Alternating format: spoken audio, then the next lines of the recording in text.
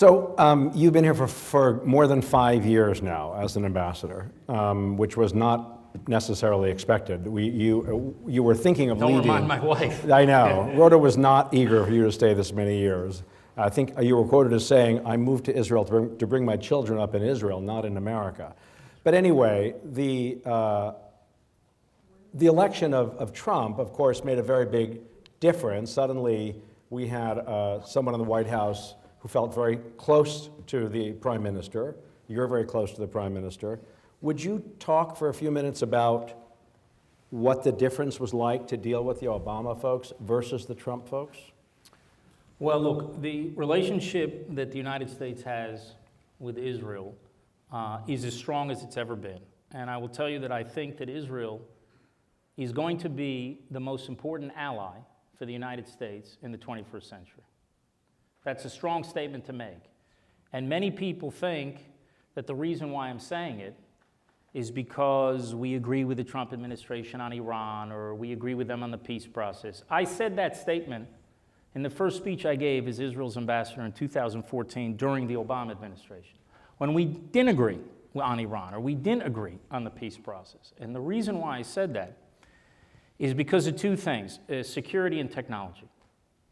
For the foreseeable future, the great dangers facing the United States are going to emanate from the Middle East. I know people want to pivot away to other areas of the world, but the Middle East is not pivoting away from America.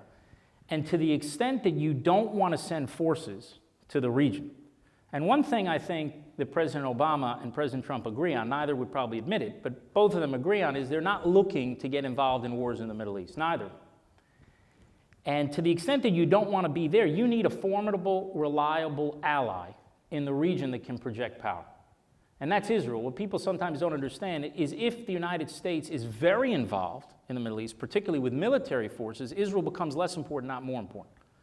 When you leave the Middle East, when you're reducing your troop deployments, then actually having this powerful ally becomes more important. That's in security. And beyond that is the whole issue of intelligence. Look, Israel's Mossad is the finest intelligence service in the world.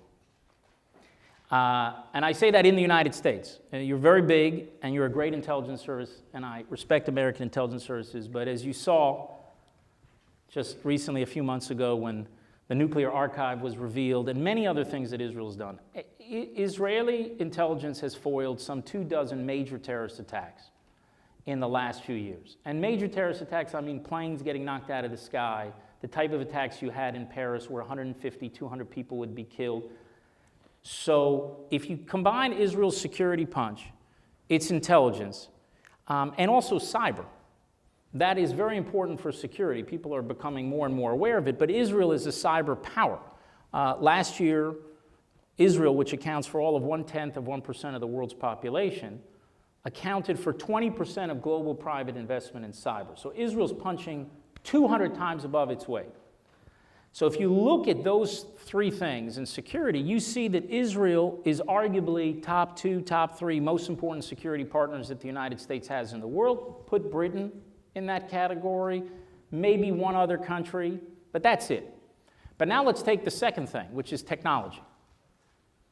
There are two great centers of innovation in the world. The first is to the west of here. It's in Silicon Valley. The second is in Israel. We are a global technological power. I talked about cyber, agriculture, water, autonomous vehicles, artificial intelligence, all these cutting-edge technologies of the future. And then a few days ago, some of you may read it, and I was talking about this 20 years ago, that if there's going to be a cure for cancer, it's going to be an Israeli doctor that's going to figure it out. And knock on wood, let's hope that we come up with that cure. That if you think about, for America, who's the most important technology power in the world to partner with on keeping your people prosperous and advancing? Where, is it Britain? No. Is it Germany? No. France? Of all the countries in the world, Israel's your best partner. So if you take those two reasons together, leaving aside whether we agree or disagree on this issue, and I'm sure we'll be able to talk about all the disagreements we have, or had, or will have. But actually, the tectonic plates are pushing the U.S. and Israel alliance closer and closer together in terms of U.S. interests. We would love to live in a world where values drives foreign policy. I would love that for for that to be the case. It's not.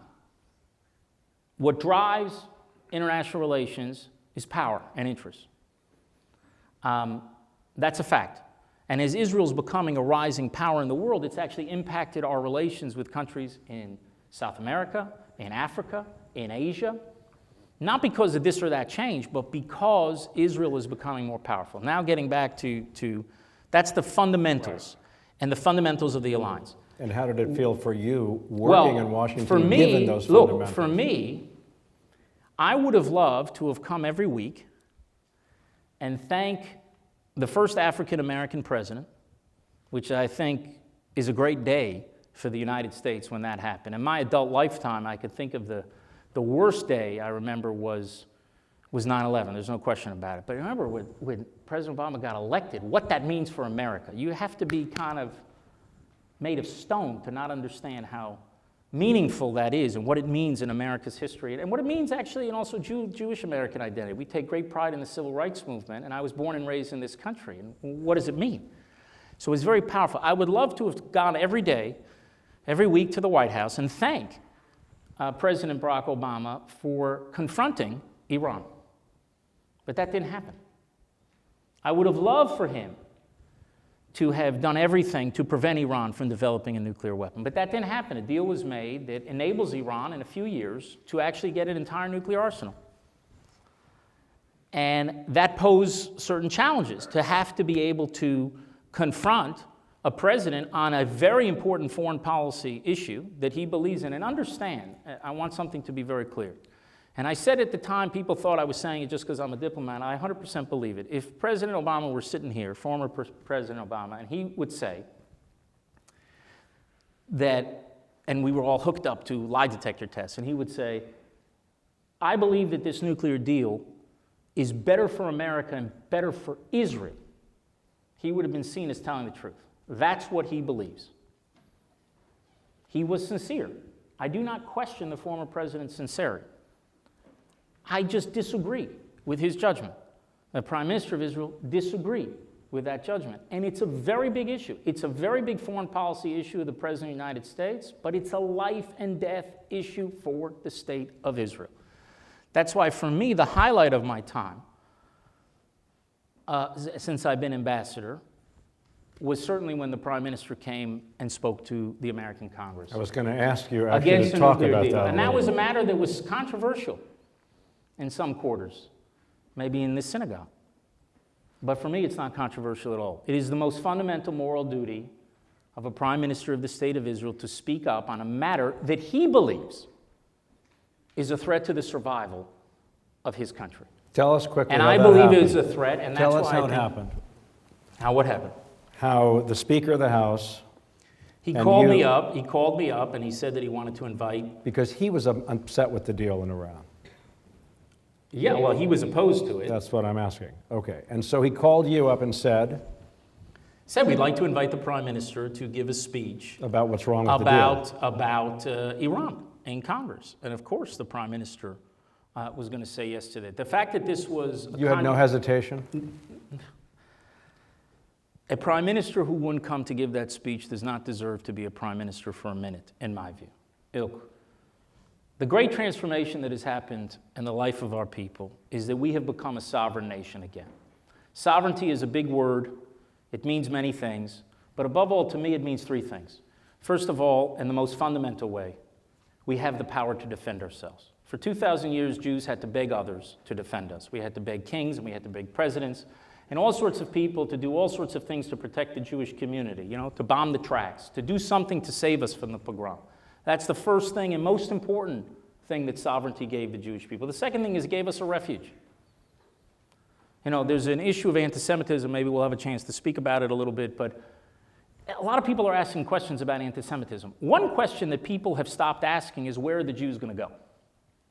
And that's because Israel is an answer. It may not be the answer, and we also want all the governments to protect their Jewish communities, regardless of where they are, but it is an answer.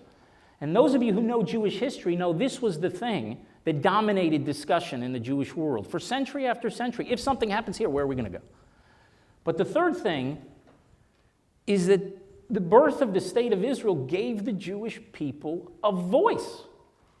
It gave us the ability to speak up. And I had a discussion actually with some Jewish community leaders in Washington about 10 days after the announcement of that speech. The speech was announced in January, but it wasn't given until March. It was a long few weeks. But I remember I came and I spoke to a group, and there was a lot of controversy in the group, and they said, don't do this, the prime minister should not come, and he shouldn't speak. And I would say the vast majority of them were opposed to the prime minister's decision. And I asked them, how many of you know about the Evian conference? Any hands here? Anyone knows the Evian conference? This is a very educated group, I have to say. But Evian conference happened in 1938.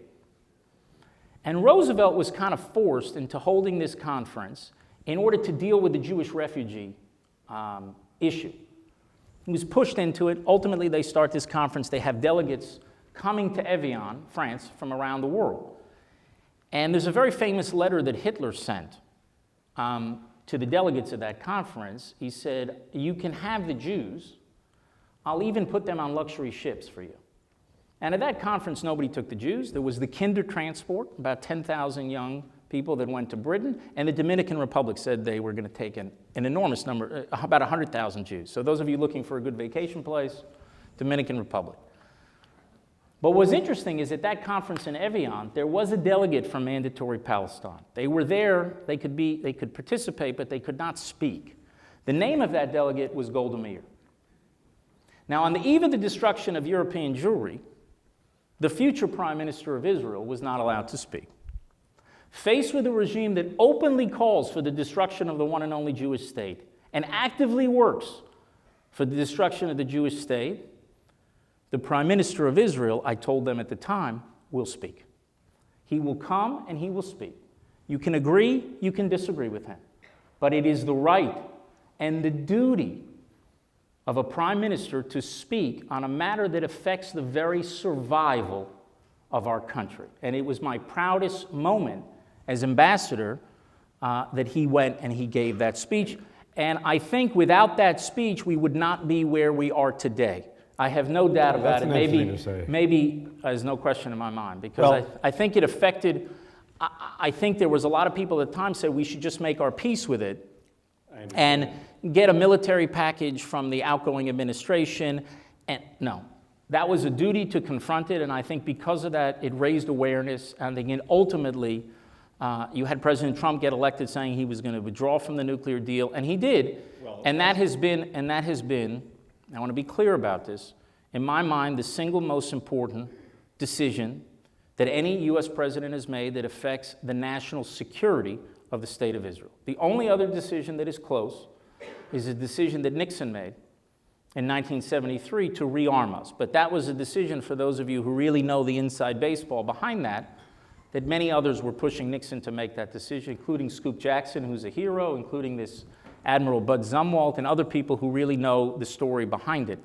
And Nixon was preoccupied with other things. Ultimately, he gets credit for making the decision. But here, President Trump, who I'm sure people have big disagreements with President Trump on a lot of issues, but on this decision, President Trump took that decision against the wishes of his Secretary of State at the time, Tillerson, Secretary of Defense at the time, National Security Advisor at the time, and all the allies, Germany, France, and Britain, who asked him to stay in the deal. Now, the ones who supported the decision were Israel and the Arabs.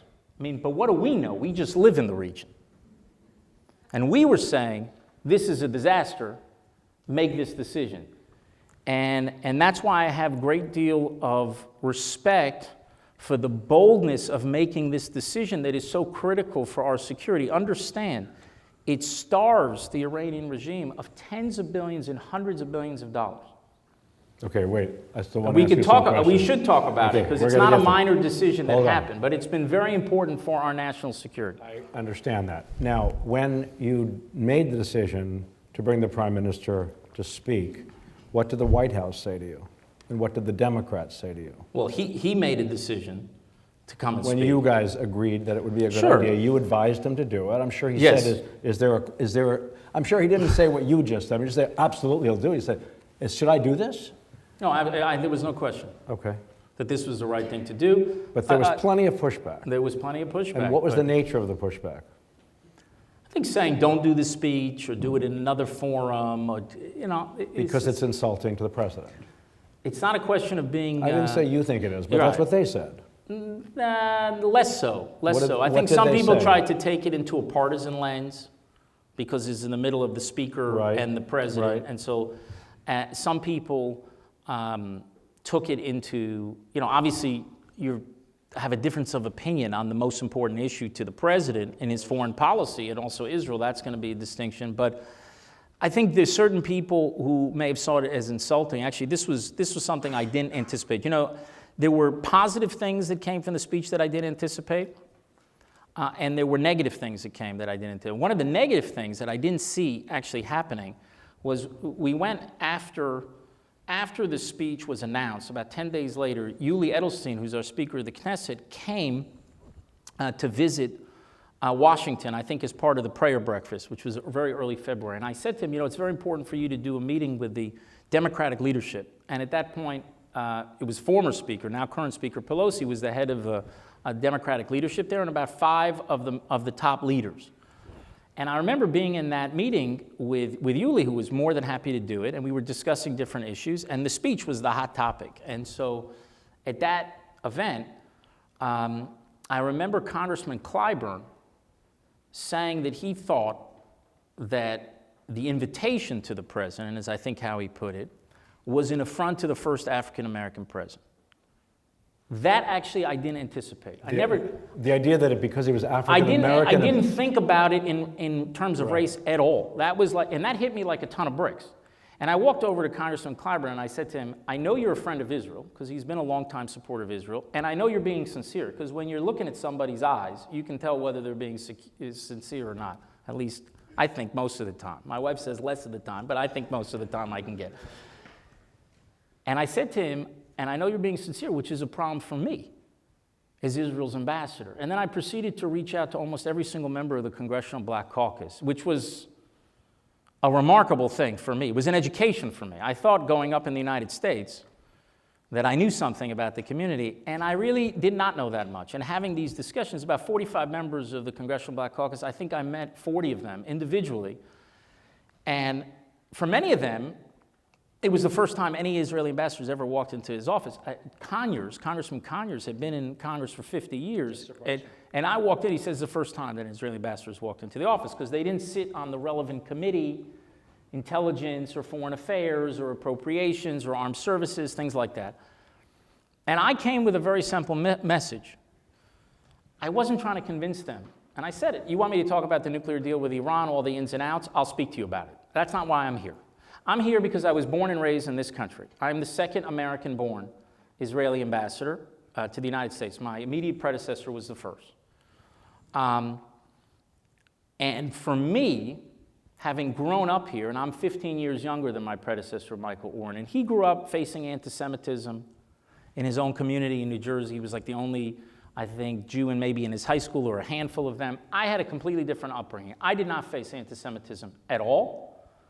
And for my generation, Martin Luther King is not only not a controversial figure. If you ask my generation of Jews, who belongs on Mount Rushmore for great American leaders, the only unanimous choice will be Martin Luther King. And for me, I just said to them, look, whatever you decide, I want you to understand, I do not want to see a situation where a legitimate disagreement between an African-American president and a Jewish prime minister would lead to a rupture between African Americans and Jews. That would be a tragedy. We have a difference of opinion. He's sincere, we're sincere. I don't question his sincerity, don't question ours. Let's not lead to a rupture of the communities. And I have to say, out of everything I've done as ambassador, it was probably the best use of my time. You think you persuaded them? I think when the deal happened, there was a lot more angst within the Jewish community than there was between the Jewish and the African-American community. Look, it's a big community, it's out in the country, but in terms of the politics in Washington, I think most of them understood that I was being sincere, that we have a legitimate disagreement. They ended up, almost all, voting with the president when they had the opportunity. That's fine. But I think they recognize that this is a policy disagreement, and I'm very, very pleased that I did that. And I think it makes a big difference. And I think the more outreach, the better. I think it has an impact on the community and bringing them closer So together. this issue brings up something that a lot of American Jews worry about, which is that Israel, under the Prime Minister, with your help, has become more of a partisan issue in this country than they would have wanted. They don't blame you, but they do. You are sort of a some blame star. me. Some blame you, that's true. But you are kind of a star in this phenomenon. And I wanted to ask you whether that worries you. Well, I'm about a star in this. I would say I'm an actor in a play where we're all cast in different parts. You know, I read in the New York Times, you may know this paper. I have to say, as an aside, Wait a minute. Ethan, before I go after the New York Times, Ethan is by far the best journalist that I've ever encountered. By far. And it's a low bar, but he was always, whenever we would have these conversations, I would never, you read his stories, not a single sentence was wrong. And not a single fact was distorted. It doesn't matter what his views are. It's just the most professional journalist that I've encountered. And we disagree probably on a lot of stuff, but he was always super professional in getting it exactly right. And one of the only journalists I would meet with when I was in the Prime Minister's office precisely because of that reason, that he would give you sort of a fair hearing. So that said, look, in the New York Times, one of your successors called me a Republican operative. That's false. I've never been one. I worked for when I graduated college, I worked for a former professor of mine for about 6 or 8 months before I did a second degree. Who was a Republican operative. Who was is a strategist who worked for Republicans. But I worked for him because he was a former professor of mine. Mm-hmm. But once you get tagged with this in this play, that's how everyone runs. And I made a decision a long time ago, 10 years ago, that I'm not going to waste my time trying to correct journalists. I'm going to actually just do my job and make the best of the situation and let the chips fall where they may. Now, as for the issue between Democrats and Republicans, look, this will be news to people here, maybe not to Gary, who's feverishly writing down. There has been a gap between Republicans and Democrats when it comes to support for Israel. That is known. What people don't know is that it goes back more than 40 years. That may shock some of you, but it's actually measured. It starts in 1988 when Gallup would measure this. If you go look at the data, and data is very important. It's actually more important than narrative. I once said, I had a tutorial at Oxford. I did my second degree there, and you do one-on-one. And when I came one morning to my professor at Oxford, my tutor, and I said to him, I had what I thought was like a brilliant answer to some problem, and with this anecdote. And I gave the answer, and I thought, killer argument, I've won the debate. And then he said to me with this British accent, which I cannot do justice to, he said, Mr. Dermer, the plural of anecdote is not data, okay? So the plural of anecdote is not data. You have to go back, and you have to look at the numbers rather than the narrative, because the narrative says it's me, or it's the Prime Minister's policy, or it's because we clash with President Obama. Now it's because there's an embrace with President Trump on certain issues because we agree or disagree. There is a 40-year gap. Now the gap... But it's growing.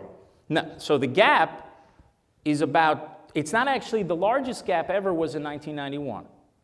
It was during the first Gulf War for a very short amount of time, and then it sort of dropped down. But the gap is there. You're right. If you take decade over decade, you see that the average of the gap is growing from numbers in the 20s to then numbers in the 30s, and now it's around the 40s. Okay. About 2/3 of the explanation of the gap is a rise in support for Israel among the Republican Party. Not a fall among the Democrats, a rise in support among Republicans. It's actually sort of skyrocketed up. The mean of support for Israel among the Democratic Party was higher this decade than it was in the 1990s. People don't know that. So with all the challenges we do have challenges in certain quarters. What I would say is that I think you have this gap, and we have to work on reaching out to constituencies, whether it's African Americans or Hispanic Americans and other groups, to continue to have strong support. What I think you have, which is new, is an antagonistic force at the margins that's very loud. You know, you live in an age of social media where a lot of times the one who screams the loudest gets all the attention. There is a return of anti-Zionism, even within the Jewish community. By the way, I use that word very carefully, return. Because people say, am I concerned about the relationship between Israel and the Jewish community? Well, It's always been complicated. no, compared to a century ago, Yeah. if we were in 1919, the vast majority of American Jews were against Zionism. A vast majority. A very small amount were for a decade before, 3 years before the Balfour Declaration. One person who played a role in changing support for Zionism was Justice Brandeis. That began to change it, but still in the 20s and the 30s and the 40s, there was an anti-Zionist sentiment that was very strong and very powerful, and people forget it. Sort of want to romanticize the relationship. Now you have a return, and we can talk about why that is, that's returning. But if I look at the broad Jewish community, and it's sort of a deeper question, because I think if I had a nickel for every time somebody told the crisis in the relationship, I wouldn't be as wealthy as Bob Kraft, but I'd be pretty wealthy. And the truth is, we have a shifting relationship between U.S. Jews and Israel. And it is natural to have, Jews are a people that don't stand still. We're constantly moving and fluctuating. It's part of our greatness as a people. We don't stand in place. We move, all sides. Well, in 1948, 5% of the world's Jews lived in Israel.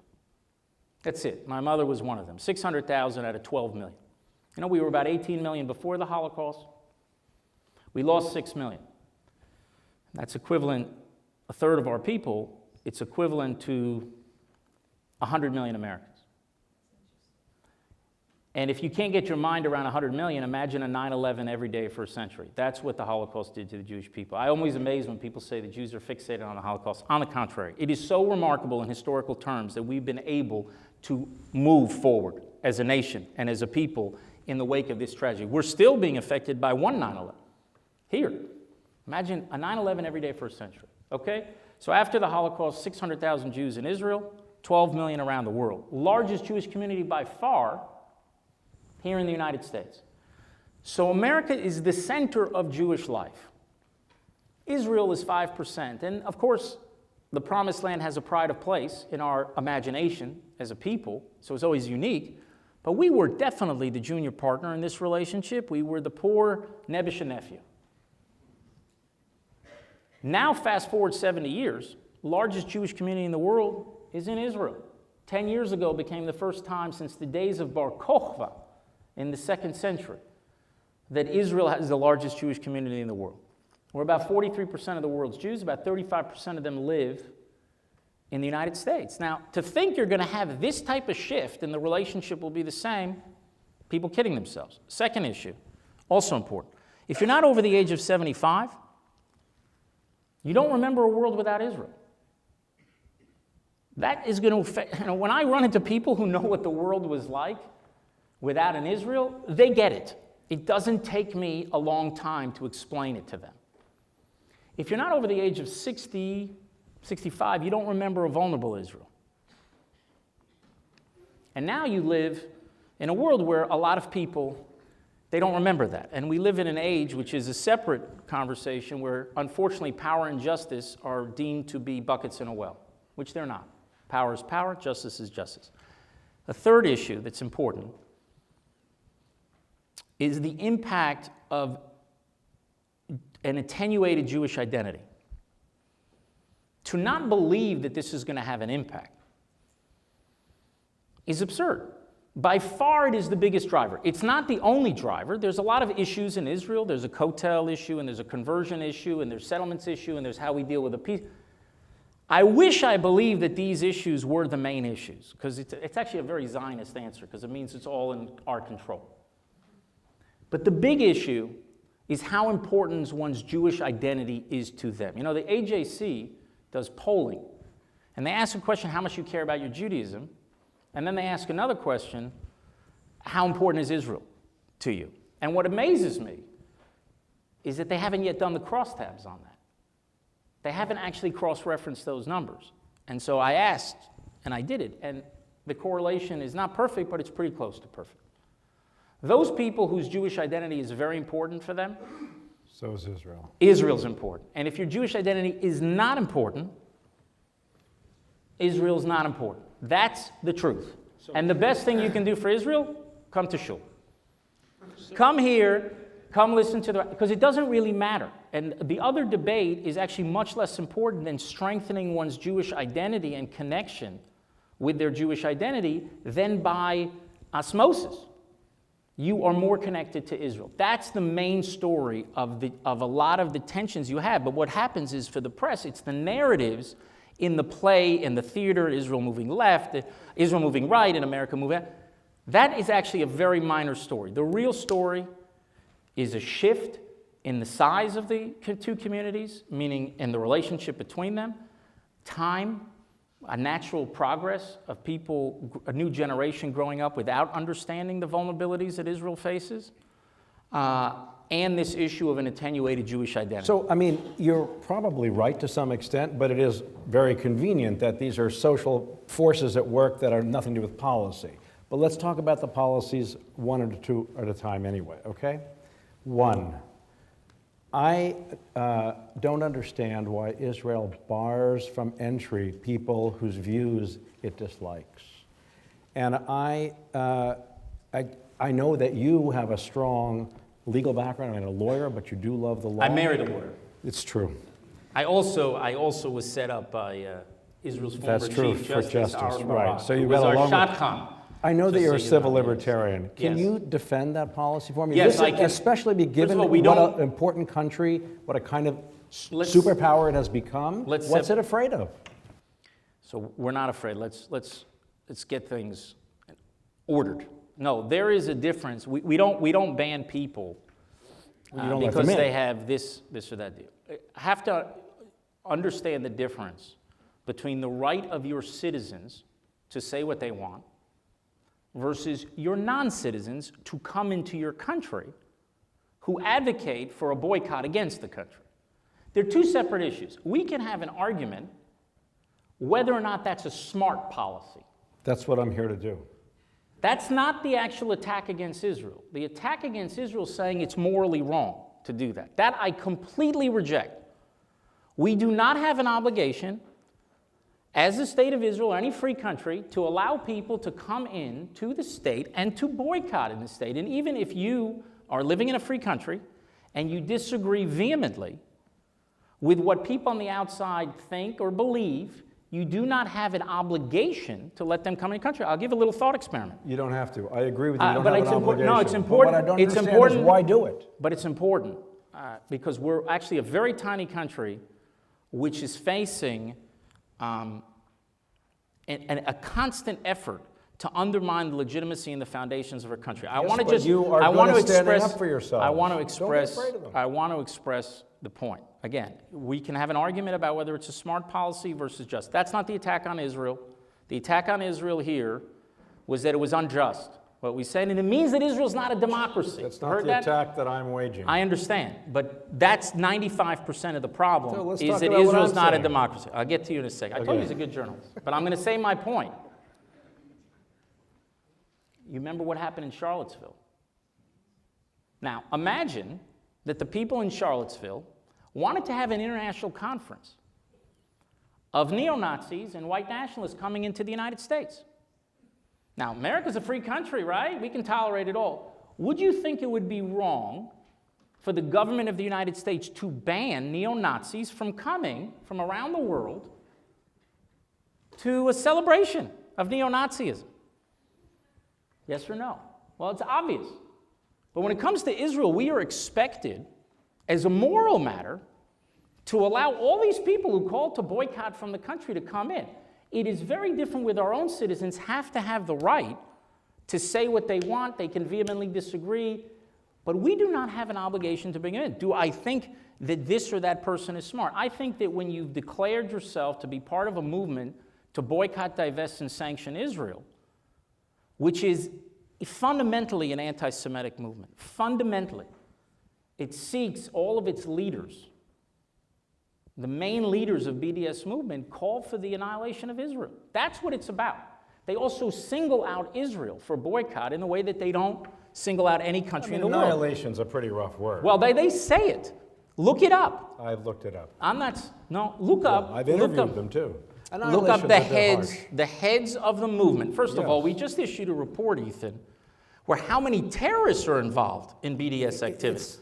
a very Actual problematic people movement. who murdered people who are part of BDS activity. That doesn't mean that every single person who's part of that movement, every person who supports BDS is anti-Semite. That's not what I said. I said the movement itself is an anti-Semitic movement. And I want to be very careful with using the word, because I'm not going to slap that letter, scarlet letter A, without an explanation. Are you saying that anyone who doesn't accept Israel is an anti-Semite?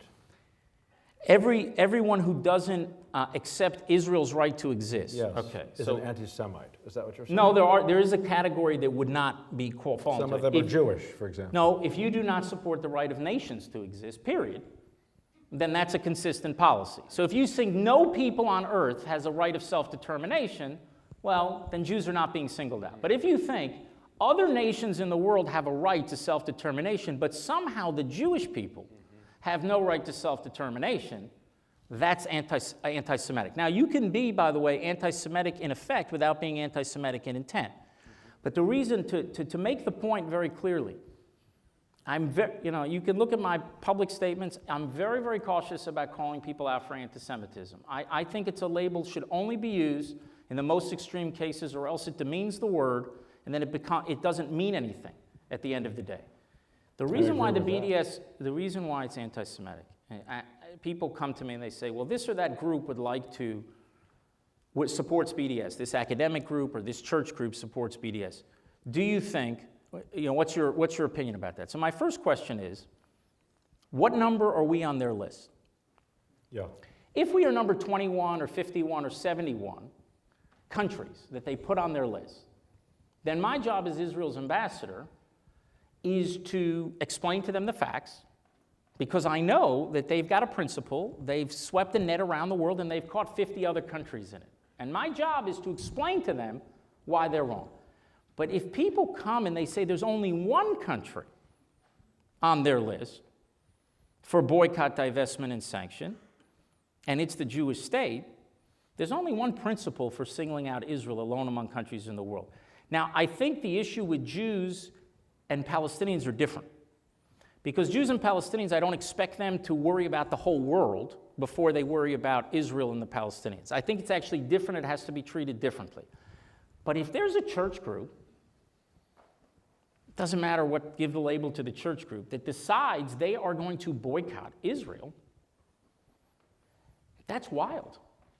I mean, we live in a region where there's a genocide against Christians. 20% of the Middle East were Christian 100 years ago. Now it's 4%. And you're going to divest, a church group is going to divest from the one country in the Middle East where Christians are actually free and has a thriving, growing population 5 times greater than it was in 1948. You have academic groups on college campuses and organizations, right, that decide we are going to boycott Israeli academics. Think about it. We live in a world where there are dozens of countries that people, academics, are shot or imprisoned for their views. And in Israel, you're free to write what you want, research what you want, say what you want, and you are going to single Israel out for divestment, for sanction, for boycott? That's wild. And it's wrong. And it is a return of an old anti-Semitism in new form. We had a half century after the Holocaust where it was politically incorrect in polite society to go after Jews. Now anti-Semitism is back. It should surprise us. I mean, it shouldn't. The only surprise is that we're surprised. In some ways, I think the Holocaust distorted the Jewish people's view of our own history, because it is such a blinding sun that it blocks out all the anti-Semitic stars. And we don't know, century after century after century, before the Holocaust, you had mass murder of Jews and persecution and discrimination and pogroms. Here's a question. Who here knows who Khmelnytsky is? Very good group. You got about 6 hands that went up. Khmelnytsky. So Khmelnytsky was a Ukrainian nationalist from the 17th century, and scholars debate whether he killed 100,000 Jews or 200,000 Jews or 300,000 Jews. Nobody knows who Khmelnytsky is because of Hitler. It's blocked everything out. But when my mother was a little girl, she was born in 1936 in Gedera, in pre-state Israel, and when she was 3 years old and she wouldn't go to bed, my grandmother would tell her, Khmelnytsky's going to come. He was the boogeyman. But it's forgotten from Jewish history. And what we have is a return of an old anti-Semitism, and the irony is that things with anti-Semitism, when it comes to Israel, have actually come full circle. And that is, in Herzl's time, one of the things that drove the early Zionist thinkers, they believed, to a certain extent, that the birth of a Jewish state would end anti-Semitism. Because they thought the reason why there's anti-Semitism is the Jews are a minority everywhere, a majority nowhere. And if we could be a majority in one state, we would be treated like all the other countries. So the irony is that in Herzl's time, people thought the reason why there's anti-Semitism is the Jews did not have a state. Now, many people think the reason why there's anti-Semitism is the Jews do have a state. Then they said Jews go to Palestine. Now they say Jews get out of Palestine. The truth is, it's not the cure or the cause of anti-Semitism. Let me ask you the difference is that Israel gives the Jewish people the ability to fight back. That's new in Jewish history. We never had that ability before. On BDS, what I want to ask you is, again, given what I know about your interest in civil liberties, whether you think the anti-BDS law in Congress is a good idea. I don't mean is it good for Israel. I mean, do you think it's a good law in the United States? Absolutely. And by anti-BDS law, there's two different laws in Congress. One law enables states to pass laws. Why do they need to be enabled? Because there's a constitutional question. Actually, a few years ago, I think it was in Massachusetts, they passed a law boycotting Myanmar, Burma. And at that point, there was a question, can Massachusetts conduct an independent foreign policy? And so when it came to divesting from Iran, one of the things that was passed in Congress was a kind of umbrella bill that would enable the other states to divest. By the way, one of the people who were behind that came up in the first meeting the prime minister had with him was a senator named Barack Obama that thought this was very important to enable states to divest from Iran. The second bill is from Senator Cardin and Senator Portman, which expands the legislation that existed from the 1970s against the Arab boycott and to expand it to other international organizations. The reason why it's important is because this has nothing to do with free speech. Nobody is banning free speech. I don't know why the ACLU made the decision that they made, but this has to do with commercial activity. That's different. But it's not about, look, people in America is a free country and people can say what they want. But you can't deny service to African Americans, all right? And I think most people would agree you shouldn't be able to deny service to members of the LGBT community. But for some reason you can deny someone who's in favor of BDS? That's not what it is. It's saying No, but that one group, look, what the BDS legislation will do is saying groups that will boycott Israel, we will not do business with them. And therefore we won't hire them as teachers in Texas? No, I don't know about the issue of an individual. Like an individual, no, but an individual signing a thing about their own personal views, it seems to me that's not what the law was intended, and that would be a separate issue. This is about commercial activity. If you are going to not do business with the state of Israel, you're going to boycott Israel. That's your choice as a business. But then the state of New York or the state of Massachusetts is not going to do business with you. You want to discriminate against people based on their national identity. That's your choice. It's a free country, but we will not do business with you. I have another question for you. Since you've been here, you haven't met with J Street. Why is that? With J Street, the organization that calls itself pro-peace, pro-Israel. Or pro-Israel, pro-peace, I can't remember. I mean, it's not an anti-Zionist organization, and it's a group of Jews. And I'm a little befuddled that you haven't been willing to see them. So here's my question about Zionism. You talk about Zionism. What is Zionism? What is the definition of Zionism? Zionism is the right of the Jewish people to self-determination in our historic homeland. That's what Zionism is. Now, we can argue about what the Jewish people is. We can argue about what the land of Israel means. But one principle you cannot argue with is the right of self-determination. We in Israel are a free country. We have to make the decisions necessary for our future. The problem that you have there is not that they have positions, is that they work, which is their right to do, as Americans, to pressure Israel to accept their decisions. That's not Zionism. Zionism means respecting the will of the Israeli public, even if you disagree with it. So wait a minute, just so I And whether or understand. not, I'll finish the point, whether or not you're on the left or the right, it doesn't matter. We have a right in Israel also to be wrong if you disagree with us. And I think a line is crossed not when you express your views. In fact, I think Israel has to be very open to the views of Jewish Americans in a way that it's not to other Americans or other people around the world, because you are a unique population in that you are potential citizens. Most important law in Israel, in my view, is the law of return, the law that allows every Jew from around the world to come and to immediately become a citizen of the state of Israel. It's a very powerful law, and it says that psychologically and in terms of our identity, you have a special connection with us. And I think you have a voice. You don't have a vote, but you have a voice. And we should think about what you said. And to the extent, by the way, that you raise your voice, I can say that as somebody who worked with the Prime Minister very closely, to the extent that you raise your voice in support, and that's obvious, then when you criticize Israel, we pay attention. To the extent that every single time the voice is raised in criticism, it gets discounted much faster than people will think. The issue we had there is I did meet J Street when I was in the Prime Minister's office. Before you came here? Yes, I did. And I met them in the Prime Minister's office because, a lot of people say a lot of things about different groups. I like to judge them myself. And I had a conversation with them and a very candid dialogue. When I arrived here, 2 weeks after I arrived as ambassador, was the interim agreement with Iran. Was signed by the Obama administration. Now, that interim agreement, there wasn't, if I recall correctly, any Zionist party in Israel that supported. Not the coalition, not the opposition. The question of the speech and whether the Prime Minister should give it or not is a separate issue. I don't think any of the Zionist parties supported it. Okay. But here you had an organization that not only supported it, lobbied for it. And that's somehow not Zionist or anti-Zionist? Well, I think if you were a pro-Israel organization, Yes. What are you linking your view about being pro-Israel when every single party in Israel is opposing this? It's not even this is your view, you're lobbying a foreign government. Now, wait.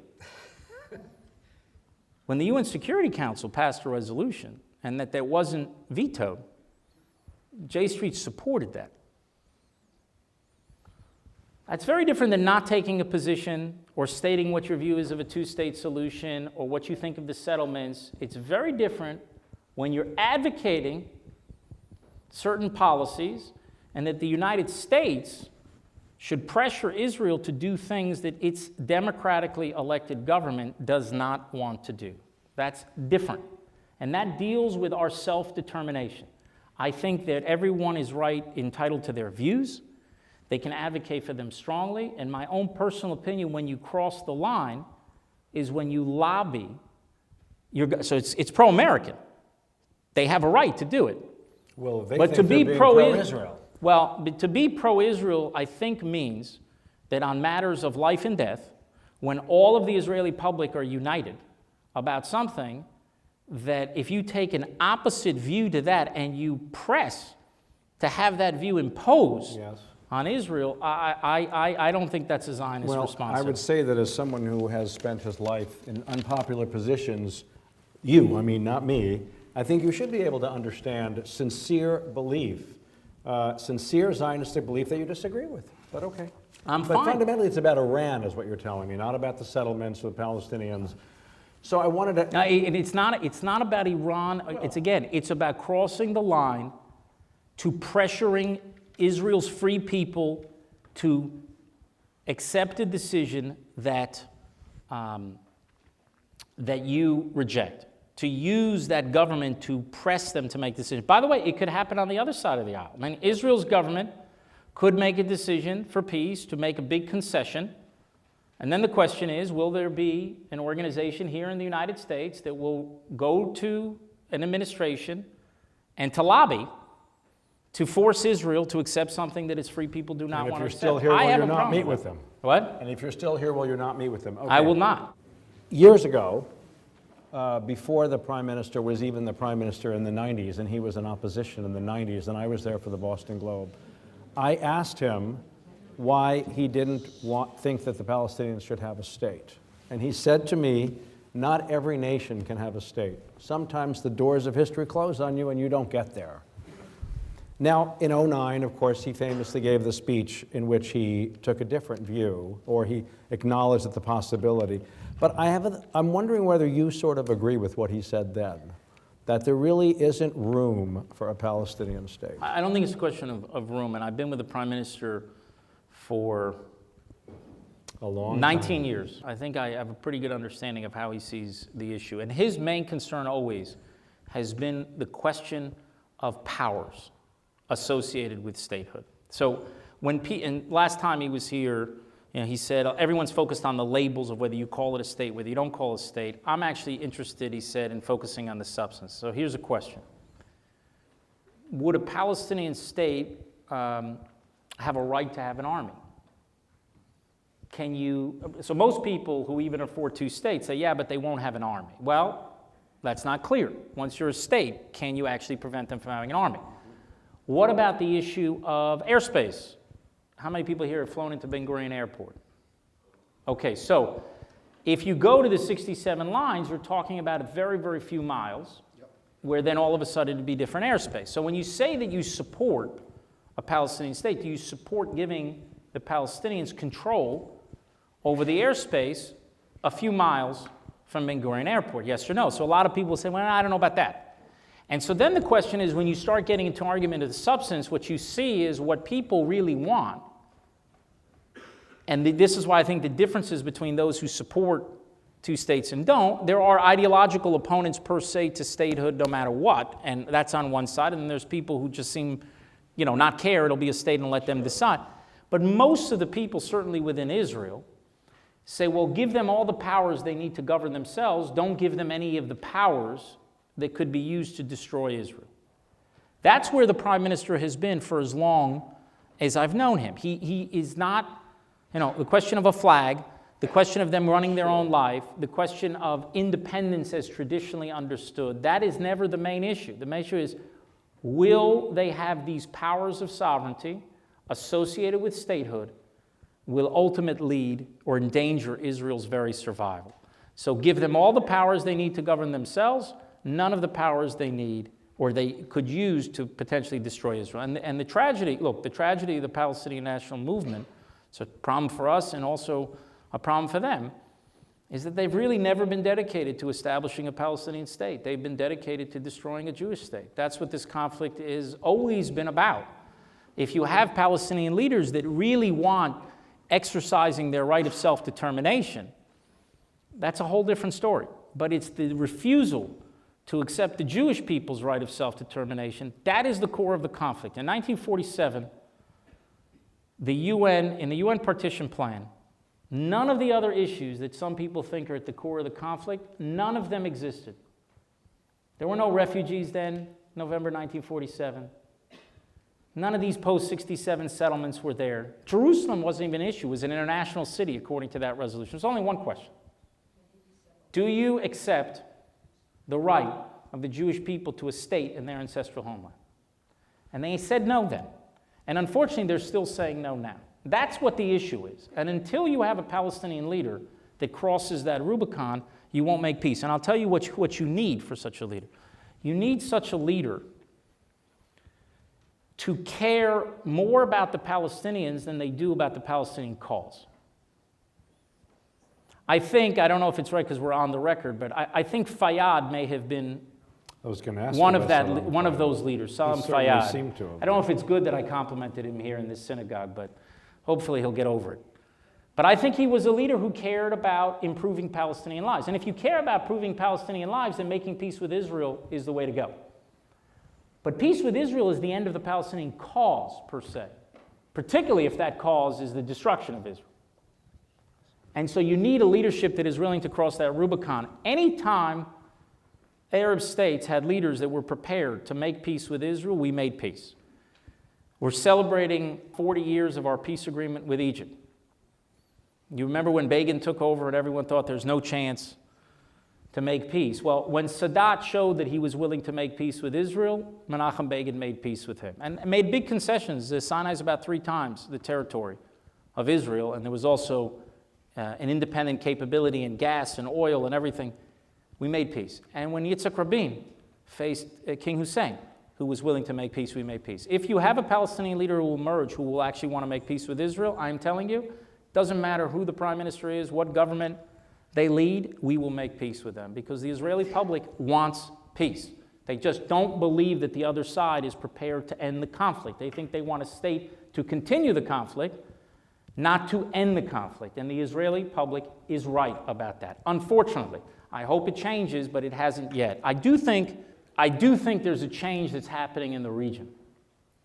And I'm actually more, I don't want to sound pessimistic, because I'm actually more optimistic than I've ever been about the prospects of reconciliation between Israel and the region. More optimistic than I've ever been. And it's not because of what's happening with the Palestinians. It's because of what's happening with the Arab world, with the Gulf Arabs and beyond, where they recognize that we are not their enemy, but a potential partner. And this is new. You know, when the Arab Peace Initiative happened, that was a very different circumstance in 2002. It was 9 months after 9/11. It was a very different reality that the Saudis faced. They may have thought that that initiative put them in a different place. But I think if you would have asked the Arab states at the time, if you could wave a magic wand and end the conflict with Israel, would you want it ended? I think the answer would have been no. Because they didn't strategically see the benefit of that type of relationship. If anything, maybe it served different purposes that they had. But now, I think if you ask many of the leaders in the region, would you like to see the conflict ended? If you waved a magic wand, I think the answer is yes. And I think they'd like to see it ended. They like to see it ended because they see us as a partner fighting a common enemy, in this case, Iran, and also Sunni fanaticism, not just Shia. You know, you've got an Iranian tiger, an ISIS leopard. ISIS is 2.0, Al-Qaeda is 1.0. There'll be a 3.0 of Sunni fanaticism. And then there's the 800-pound American gorilla that has sort of left the building. And these governments in the region say, wait a second, there's a 250-pound gorilla there in a corner wearing a kippah. Maybe we'll work with them on keeping ourselves safe. And the other issue is technology. What I said before, Israel's a global technological power. It applies to them too. It definitely applies to them. And if you think about the traditional Arab position towards Israel in the region, it's sort of like Utah, Nevada, Arizona, Oregon, New Mexico, and half of Southern California boycotting Silicon Valley. You have one of the great centers of innovation in the backyard. Why not work together? And you can do intelligence sharing underneath the table, but you cannot do technological cooperation there. And so that gives me hope that it is actually possible to take advantage of this moment we have and move it, you know, peace is a big word, but move it on a path towards reconciliation. There's a lot that's happening now, and I'm more optimistic because it's not phony, it's real. It's not new ideas. George Mitchell, when you were in Jerusalem, he traveled around the world to try to get Arab buy-in into the peace process. Got nowhere. And he came back with, I think, overflight rights from Morocco was the sum total of it. But that was before the Arab Spring, before the rise of Iran, before what's happening with ISIS, when America was in the region and it was perceived to stay in the region. Now you're in a different reality. And I think that affords great hope to putting this on a different path. And understand also the populations here are quite young. And that also means that a change can happen much faster than people think. When two-thirds of your population is under the age of 20, a change can happen very, very fast. And so I'm more optimistic than I've been. So one of the questions here is that, you know, the idea of this new relationship between Israel and the Arabs is that if there's going to be a peace deal, a Trump peace deal, it would involve apparently the Arabs delivering the Palestinians. Is that still the idea? No, I don't think that that's what about. I think that the people who are working on the peace initiative recognize this sort of moment of opportunity and are hopeful that they can do something that can take advantage of it. But do you Is think it that the possible objection that- in the past was not about the Palestinians? I mean, I understand it wasn't fundamentally and exclusively about it, but do you think that the Saudis, the Syrians, the Egyptians, and all those years did not actually care about the Palestinians? No, Okay. that's not new. It may not be true. That's, even if, no, that's old. Like they say, the news story, people say the news story is that they don't care. I think that's a very old story. I just think that the Israeli-Palestinian conflict no longer serves their interests. I think their interest is to see an end to the conflict. The problem is they've been poisoning their populations for 70 years against Israel, and it's very hard for them to just turn on a dime. Even though it's not democratic societies, public opinion is important. And for them to just turn on a dime after telling your people decade after decade that this is the greatest force for evil. Look, I think also what's happening in the region has affected it. There's 500,000 people who've been killed in Syria. There's a collapse in Libya, a collapse in Iraq. Look, to understand the Israeli-Palestinian conflict and in some sense the obsession people have it. I had one thing you do as ambassadors, you get courtesy calls by other ambassadors. When new ambassadors come in and they ask for sort of 10 meetings with other ambassadors, and Israel, finds itself on the list of a lot of different countries. And I never turn down a meeting with one of these new ambassadors to Washington, because if you speak to a really smart ambassador, it saves you about 5 years of reading The Economist. And one day, I go and have a meeting. The ambassador of Burundi comes to see me. And it was one of these rare days, Ethan's not going to believe me, but I was actually tired of listening to myself speak. It happens to me occasionally. I was actually tired. I didn't want to speak about Iran, about the peace process, about all the problems that we have, and I know nothing about Burundi. So I just started asking him questions about Burundi. What do you make? What do you export? What are your issues? What are you trying to achieve in the United States? And I said to him at the end, do you have a security problem in Burundi? He said to me, not since 2004. So I said, what happened in 2004? He said, well, in 94, all those problems in Rwanda spilled over to Burundi, and you had a decade of terrible violence. And in 2004, we were able to make some sort of ceasefire agreement, and since then, we haven't had an acute security problem. So I said to him, how many people died in that decade? He said 300,000.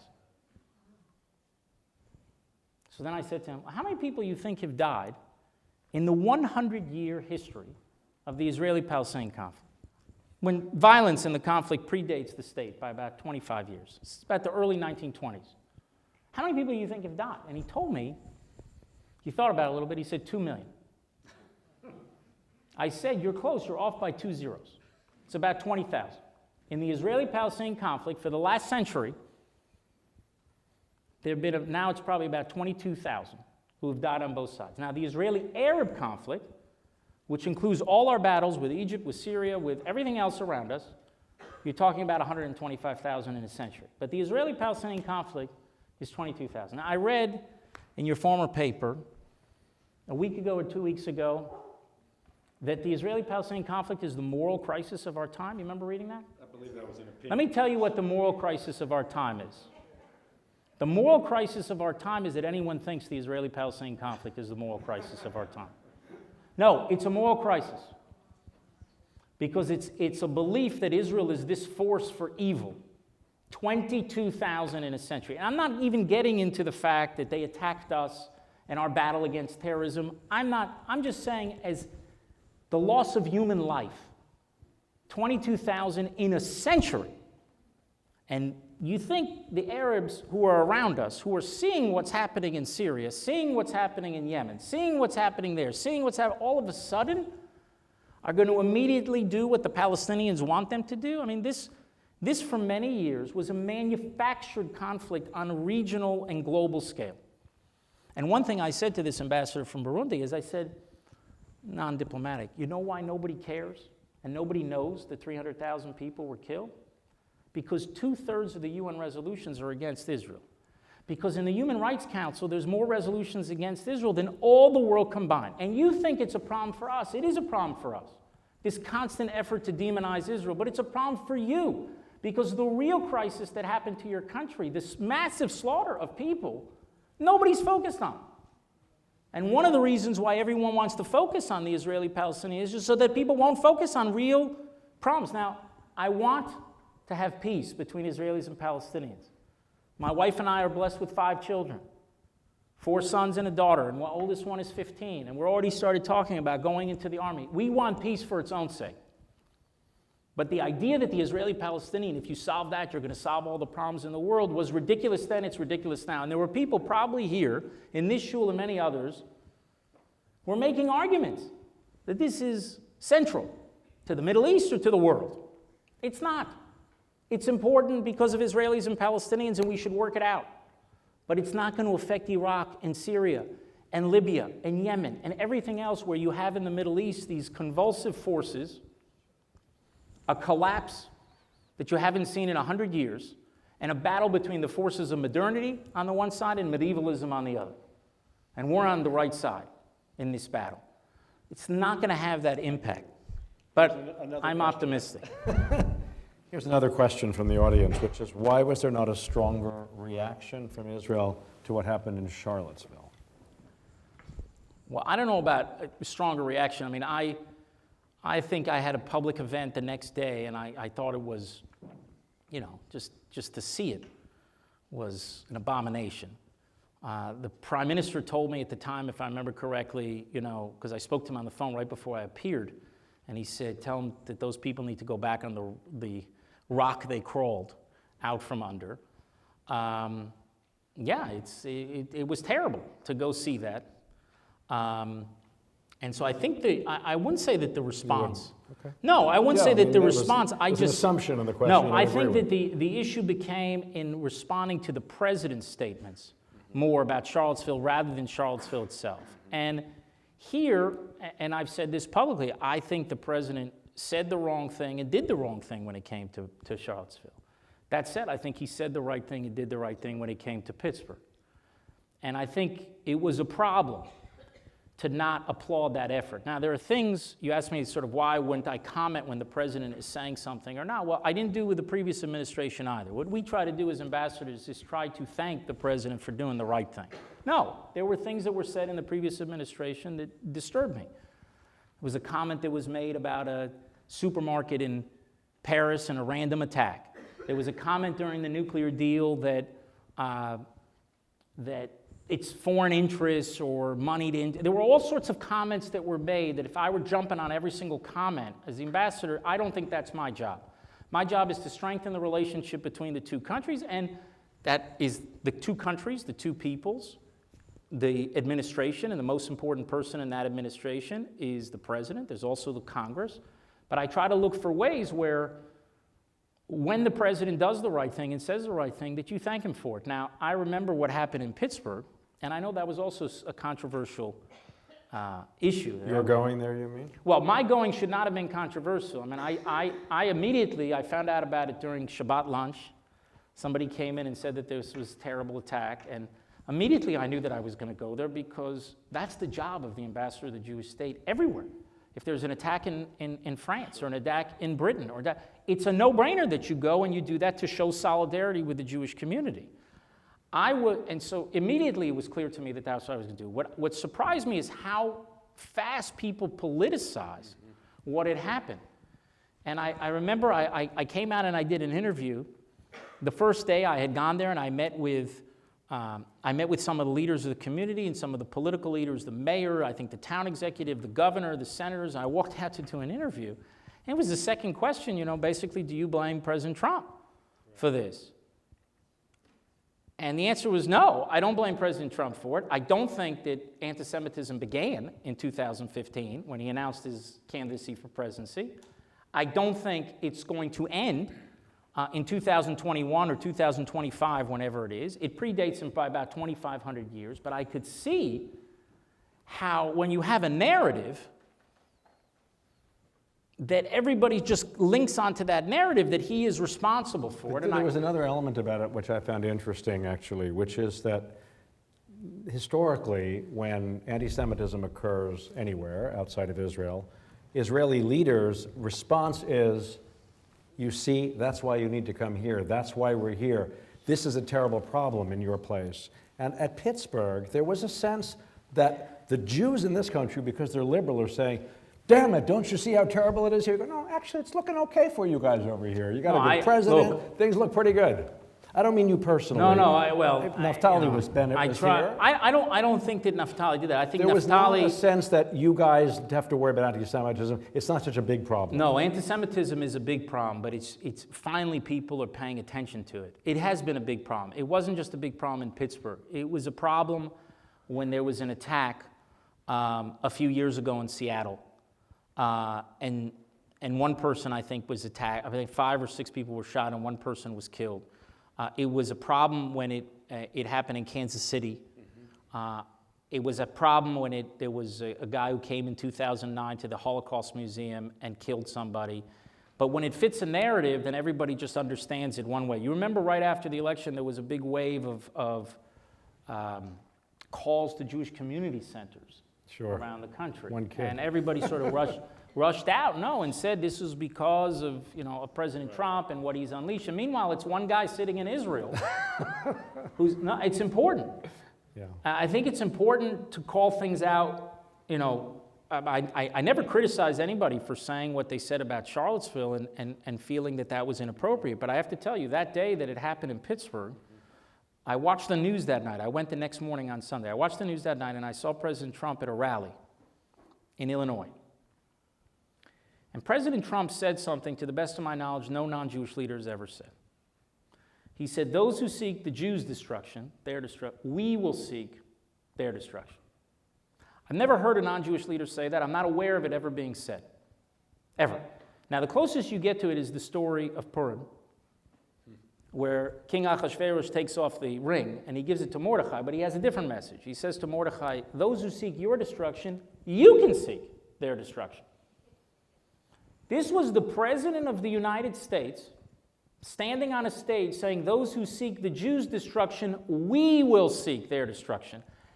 And tens of thousands of people at that rally applauded. Applauded. That was remarkable. Then President Trump went to pay his respects. What do we expect a president of the United States to do? He came and that's controversial. To me, it was wrong for those political leaders not to meet and stand with President Trump on that say when he was doing the right thing. Because I have to tell you, had the czar come to the scene of a pogrom and said this is wrong and I want everybody to know this is wrong, that could have prevented attacks happening for decades. All of Americans should have stood with President Trump and say, we disagree with you on this, and we have this problem, and we have this problem. And they could say, on Charlottesville, we think you got it wrong. But now you are standing here, you said the right thing, and you're doing the thing, and that would send a message to all of these evil people, like the ones who did this action, that this is totally unacceptable, that we are spitting them out. And I thought it was a missed opportunity to rise. There is a rise of anti-Semitism that's happening in the United States. There was an increase of, I think, about 37% in 2017, and people know that fact. They don't know that it's back, the level is back to what it was in 2008 and 2009. In the first decade of this century, almost every year there were more anti-Semitic incidents measured by the FBI, the same statistic, than there were last year. People don't know that because it didn't fit a narrative. He's not the reason, President Trump, why you have Jeremy Corbyn, who's sitting and could be a prime minister of Britain. He's an anti-Semite. This is a big deal. It's not the reason why Jewish communities are being attacked all over Europe. Let me ask you and one more thing. It's coming here, and you see it both on the left, and you see it both on the right. There can be more violence on one side. Also, as one attack that killed 11 people.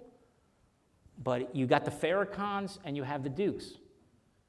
There is a difference between Farrakhan and Duke, a big one. No one will take a picture with David Duke. No one will take a picture with David Duke. And it's important to spit out the anti-Semites, everyone should, on their side of the aisle. That's when it actually means something.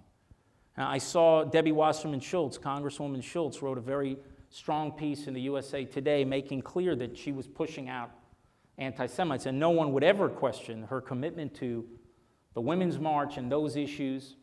That was very strong. And when people on the other side take a position on anti-Semites on their side of the aisle, that's actually have to make progress. And this should have been a moment, unfortunately, that should have united everybody in the fight against anti-Semitism. It was a time to depoliticize the event, to rise up and to unite all Americans in the battle against anti-Semitism, because I'd love to tell you it's behind us, but I don't believe so. One other little question, because I know Gary wants to make some news with sort of a story.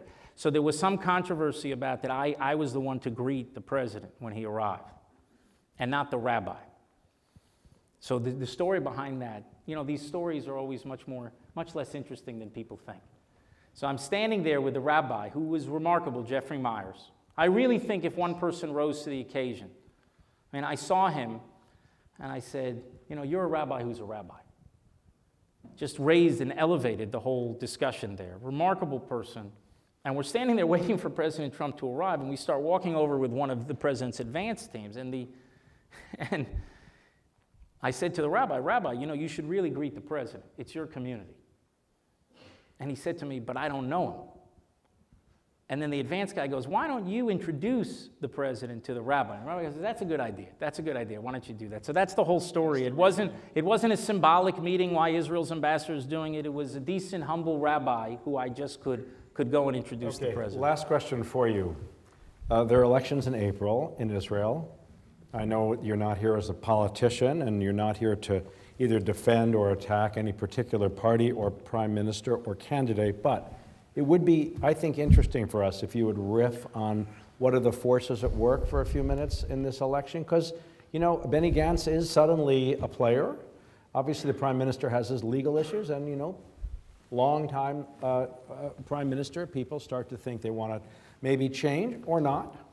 Talk a little bit about it within, of course, the confines that are permissible. One thing that I cannot do, even in an on-the-record or off-the-record, whatever conversation, is wade into Israel's political debate as an ambassador. No, I don't want you to weigh in. I want you to look at it. Give us some observations. Well, Israel is an extremely vibrant democracy. It's like 12 different parties that are running, which is different than a 2-horse race. It's a 12-horse race. And sometimes what you find, I'm going to look historically at Israeli elections, okay? That I can do.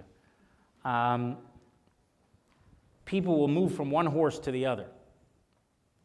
There may be 7 horses on the right and 5 horses on the left, and they will jump from horse to horse because they want the lead horse to get over the finish line.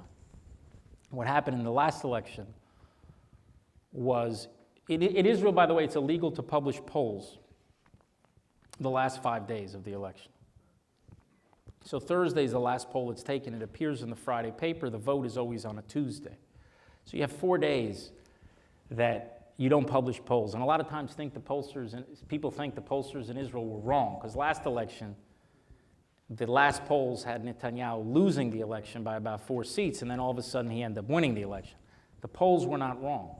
The polls were right on Thursday, but they were different on Tuesday, because what happened is people thought on those 7 horses on the right that Netanyahu might lose the election, and they didn't want a left-of-center government. They wanted a right-of-center government, so they moved from one horse to the other. That can happen in Israel. So if it looks clear that somebody is going to lose, they may win. And if you think somebody is going to win, they may lose. That's the first thing. One thing I do want to say here, and I'm to go on I don't want to get onto a political riff. It's always interesting for me to see it. I've been involved in about 10 different campaigns. It was hard for me to admit this a couple of years ago, or a year and a half ago at our Rosh Hashanah event. I said that for the first time in 70 years, Israel's become more boring than America. This is hard. But in election period, Israel still becomes the most exciting country because of all these changes. So you never know. You got to wait until the end. And the prime minister has been in even more of these campaigns than I have. So I'm sure, he'll be engaged. Everybody else will be engaged. I'll leave it at that. I do want to say one thing that gets to the issue of anti-Semitism and a potential danger that I see. And it's a danger not just to Israel because of the BDS movement, I think it's a danger for Jews. If I could sum up the message of the Jews, the political message of the Jews over the centuries, our message was that might does not make right. That's the message we had to the pharaohs. It's the message we have to every empire in history. That just because, you're king or you're leader doesn't mean that you're above the law. Might does not make right. There's a moral frame and there's a power frame. The danger that I see happening now, today, is that many people think might makes wrong. They think that power and justice are like buckets in the well. And that the fact that somebody is powerful makes them inherently unjust. That is not a Jewish view. Right and wrong are one frame, powerful and weak are another. You can be powerful and just, powerful and unjust. You can be weak and just, weak and unjust. And you mentioned, Rabbi, the Torah reading. Well, last week in Mishpatim, when I was in synagogue, a line struck me. A message, one of the commandments of Mishpatim, do not glorify the grievance of the destitute. We have to be careful to build a world in which might makes wrong. That will be a dangerous world for the state of Israel because we are a sovereign state. We are no longer a powerless and stateless people. And by the way, the price of powerlessness is imperfection. We are not a perfect nation. We make mistakes. We need to correct them. We can strive to be perfect, but we're not perfect because we have power. We're an agent in history. We're, in Super Bowl terms, we're on the field. We're no longer a spectator. We're on the field. But it's a dangerous world for Israel if just because you're strong, you are bad. But I also think it will be a very dangerous world for the Jewish community. Not just here, anywhere. Because thanks to America, the Jews have integrated almost like no other minority has in America. And the greatness of this country can be summed up in less than a sentence, in less than a word, in less than a letter. It's a hyphen between Jewish and American. Because in this country, you could be fully committed to your Jewish identity and you could be a full member of society. And people who know history know Jews never had that choice. Never. Usually they couldn't be members of the society, but where they could, they always had to leave their Jewish identity at the door. In America, you could be both. And thankfully, because of this great country that's enabled Jews to be full members of society while embracing their identity, and probably Joe Lieberman is the ultimate example of that, they have a certain place in the United States of influence, of prominence, and to think that you help people build a world where might is wrong will be very dangerous. And I hope the Jews will not do that. Might is might, right is right. We should keep our historic sensibility that power and justice are not two buckets in the well, but they're actually on separate planes, and continue to be a force for righteousness in the world, for the mighty and for the weak. That's very interesting. So I want to thank you, Ron Dermer, very much. Thank you.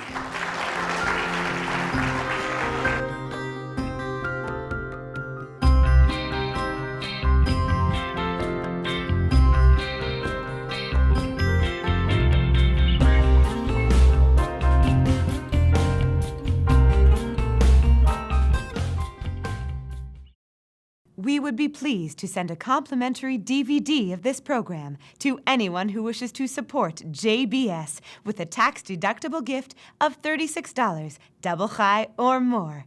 Simply visit the JBS website at jbstv.org and click on the Donate button to make a donation by PayPal or your credit card. And please, indicate the program for which you would like a DVD.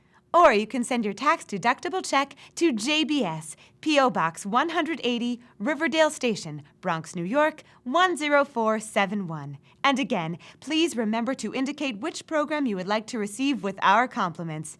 And we thank you for your kind support.